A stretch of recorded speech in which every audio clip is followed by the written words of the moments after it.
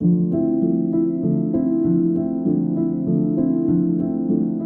the 19th of April, which was a Sunday, I went to the Royal Gloucester Hospital. I was met by a nurse who took me in through the door, and that's practically the last thing I can remember.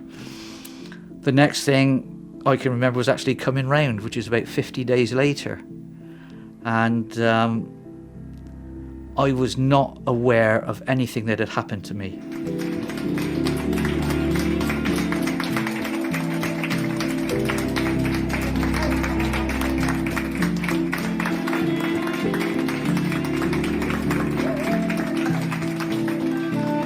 The biggest shock for me was I couldn't talk. That was the biggest shock. I had someone come from the sorts department down to see me, which my first visit this was to assess whether I could eat or not. She said, try a drop of water, and I nearly choked. She said, yeah. She said, well, your muscles have gone. You're going to have to learn to do this and do that. So she put me on a drink with lots of thickener in it, so it wouldn't go straight down into the lungs. And the food was just through a tube. She said, no, you got to keep the tube. The only moisture I was getting, I could have a liquid there, but I had to lick it off the back of a spoon, and that was it as far as liquid was concerned. So that was it until I went up onto the main ward where sorts was concerned. I'd inadvertently pulled my tube out while I was on the ward, and the doctor came round and he said, well, before we put it back in, what we would do, we'll contact the sorts to see if you can actually go on to a pureed food. So, fair play, the sorts team came up and they assessed me. I still had to have this drink, but they said, right, you can go on to pureed food. So I had a week of pureed food before I came home. They assessed me before I left the hospital to make sure, well, they ordered the sorts team, the physio team all came in, and I had to pass tests before I was allowed out, and then the doctor discharged me. And it was not until I came home that my wife read my discharge sheet out that I actually knew what I'd gone through.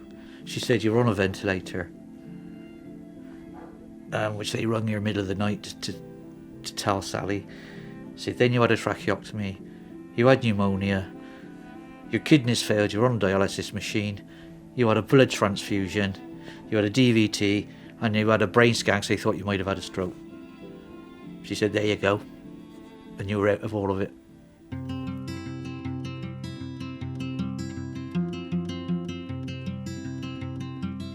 So I came home.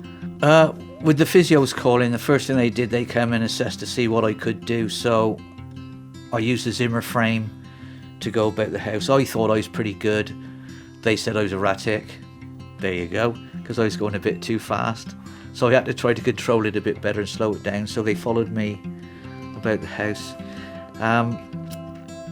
They said, do you fancy going up the stairs?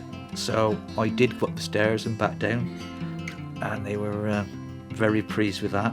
But again, they've been ringing every week as well as the visit, because I've had 3 visits now from the physio team. So yeah, very good. Last week the sorts team did a video link, so I had my laptop out on the table out there, and I had to line up a glass of water, a banana, so much mashed, so much whole, slice of bread with butter or jam or something like that, and a dry biscuit. And I had to sample each one, and she was watching the throat muscles and asking questions as I went through. And luckily, I passed it.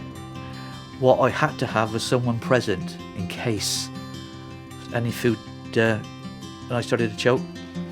So my wife's niece is a nurse, so she actually came up and sat here with me, but as it happens I didn't need her, so fantastic. And again, she rang yesterday again to make sure everything was going good. Oh, really impressed, very impressed. I never had to contact the hospital for anything, they contacted me. Every department, the sorts team 2 or 3 times, the physio department, the dietitian, everyone contacted me and basically plotted my path to recovery. So even when I was at home, they were there supporting all the time. I've never felt at any stage did I ever feel worried. Not at all. Not one bit. So I was so confident of the support in the house and from the hospital. So